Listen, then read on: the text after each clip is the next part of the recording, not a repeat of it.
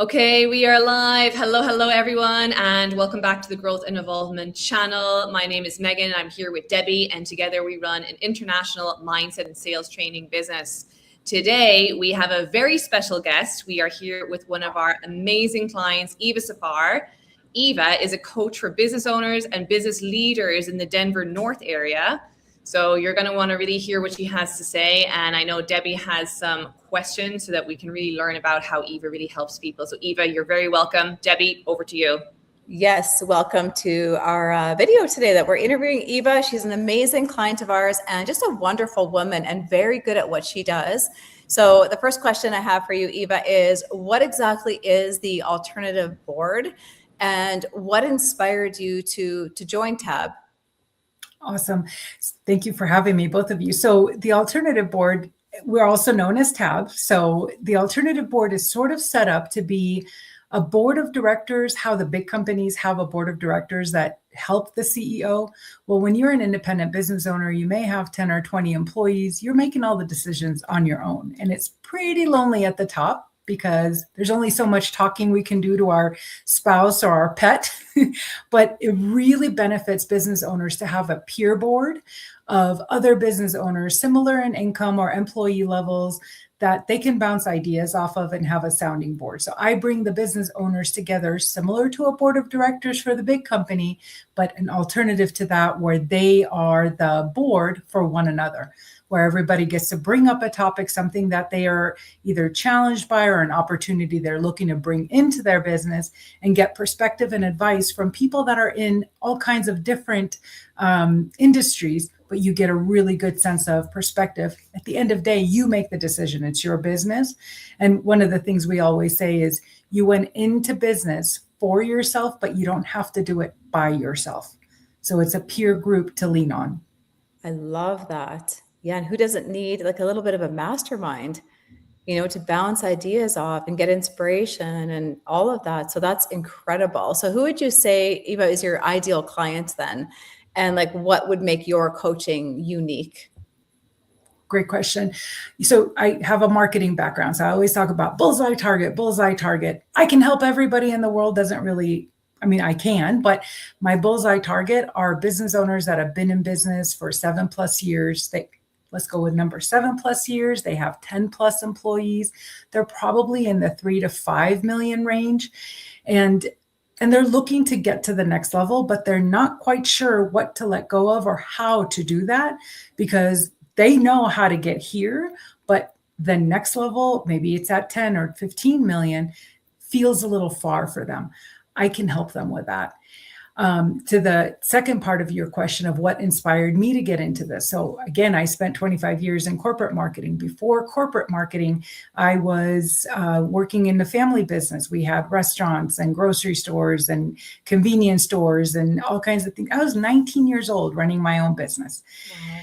And at one point I looked at my dad and I was like, this is crazy. Being a business owner is so much work. Forget this. I'm going to go get an MBA and get a real job where I can have vacation and a 401k, because that's going to make everything great. And it did. It was a lucrative career. Luckily, I was going in for accounting. And my finance professor said, Eva, I don't think you're going to enjoy accounting too much. I think you should probably look at marketing. And at first I was a little offended. I'm like, well, my grades are really good. What is it? Why can't I be in finance? Because my uncle, my aunt, my dad, all of them are accountants. He said, I don't think you have the personality for it, but take that as a compliment. I think you'd be better off in marketing. You have a personality, and accounting is all about looking backwards.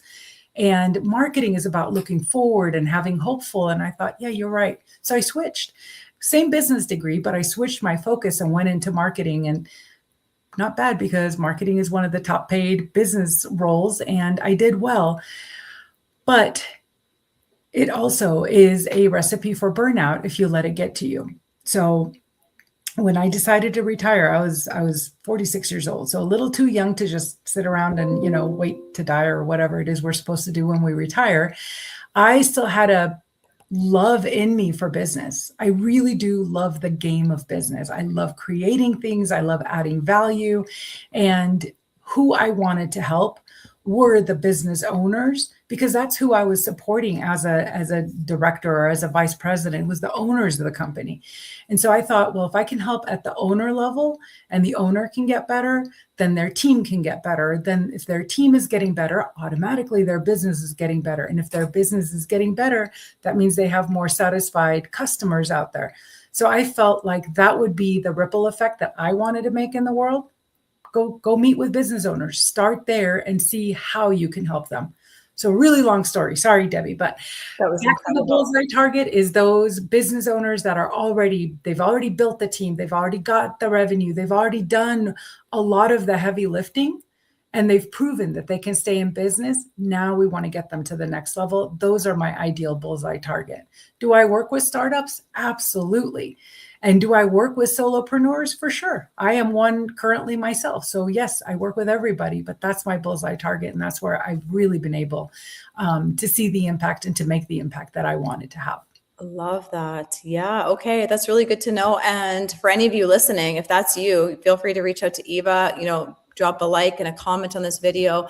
And Eva, I would say you definitely have the personality for marketing. Like, I don't know if I feel like, and I've learned a lot about Eva just through our coaching and through following you on LinkedIn. For any of you that are watching from LinkedIn, make sure you follow Eva Safar, because she shares a lot of her story there. And her story is very powerful, and she allows herself to be vulnerable, and people do connect with people through storytelling. And we share that a lot with our clients. So connect with Eva on LinkedIn. If that's you, if you're kind of like, what the screen says, are you the bottleneck in your own business? Eva can help you. And yeah, it's like every level demands a new level of thinking, a new way, new ideas. So you can be that inspiration for those people. And yeah, what you do is incredible. And Megan, anything you want to share on that? Absolutely. And I just think it is so powerful, because a new environment brings new conversations, and business owners, it can be isolating. You're there and you have the pressure of all these decisions, and you do need to be around people that are thinking on an expansive way and are in similar roles. But obviously, if you're the business leader, it's probably you, and you. So really having that space to mastermind. And we say this a lot, iron sharpens iron and people sharpen people. When you're around other people, they're navigating a variation of the same thing in their business, could be a totally different industry. And I think that's really powerful, Eva, bringing people from different industries, different business models, and they're just thinking in a slightly different way that other people could get an idea and learn from. So powerful. And I would say essential. Like, everybody needs that board of peers, and you're creating those groups. So in person, and you do a lot of amazing coaching, Eva. I know your clients are thriving. So don't be shy, people. And Eva, do you have any upcoming events? I do. Although the TAB boards meet monthly regularly with those members, I always have a little taster for somebody that's curious about what is it like, et cetera. So I always have those throughout the year. I think my next one coming up is in a few weeks. So if anybody would like to experience what it's like to be sitting down in a room and masterminding in a facilitated way, so it's not chaotic, but in a facilitated way, I absolutely love to have you as a guest and on me. No obligation or anything like that, but I love to give people a chance to see what it is that I do and see if it benefits them. I mean, you mentioned earlier, I am one of your clients. I'm a part of your mastermind group. I invest in myself. I am always looking to learn more and to be more for me, but also I can pass that on to my clients. And I've done that throughout the time that I've been with TAB. I'm also a part of another mastermind group. So I'm investing in these things with my time and my own resources to just get better at what I do. The other component, of why it says, are you the bottleneck in your business? Nobody walks around going, yeah, I must be the bottleneck. They just don't do that. And let's be honest, how many business owners that are at that $5 million range or $3 million range would even utter those words? But when you really sit down and talk to their team and say, how could this company get better? What do you think our challenges are? They're often surprised by what their team reflects back to them. They're like, oh, I never thought about that. Oh, I didn't think about that. Well, of course not, because you're one person. How can you possibly see the whole gamut of everything? But realistically, sitting down and talking to their team and eliciting these types of inputs and feedback and essentially helping your team work at their pay grade instead of you doing it all. That's what I mean by, are you the bottleneck? We often don't even recognize that when we're running a company that size. And one of my words that business owners say, I'm really busy. You have a $3 million business and you're really busy. Something is off there. And they're not tapping into the resources that they have at their fingertips. So that's another program that I do, is the strategic leadership transformation process. I go inside of the company, work inside with the business owner and their leadership team, helping the business owner to sort of stay the visionary and letting the employees or the senior leaders step up and really start to lead the company. Debbie, you said you like stories, so I'll make a quick story. I have a business owner that when I started working with him, what he had said was, I need to either fire everybody on my team or just fire myself as the owner and CEO. Well, you know that can't happen. So after working together inside of the first 3 months with him and his team, he actually got a little bit of relief and took some days off. Now we've worked together for a few years. I'll tell you, he stepped away from that business for about 6 months to go build a second business. Okay. Got that one up and running. Things are good. Came back to the first business and went, what do I do now? They're doing everything. Like, I don't have a job here anymore. Great. That's what you wanted. So he's been able to be freed up, start another business, and he and his wife are going to go to Europe for a couple of months at the end of the year. Like, great. That is absolutely what he told me he wanted to do. I just don't think that he thought he could have it as quickly as he did. Wow, that's a cool story.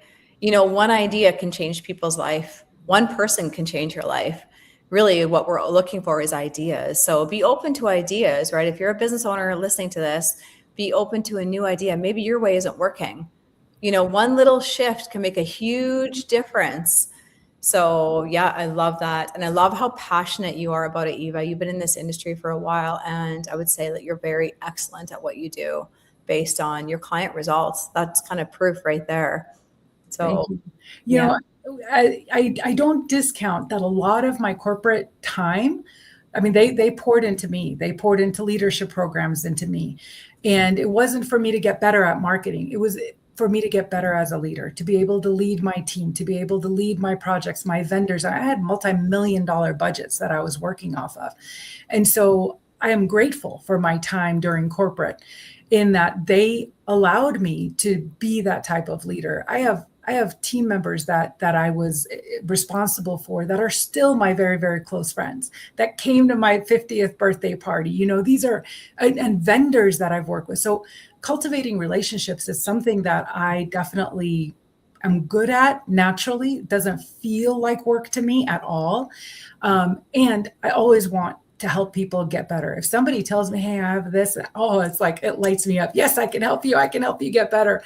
I don't go spewing that on people, but as soon as they give me the inkling, I ask the questions and help them in ways that benefits them.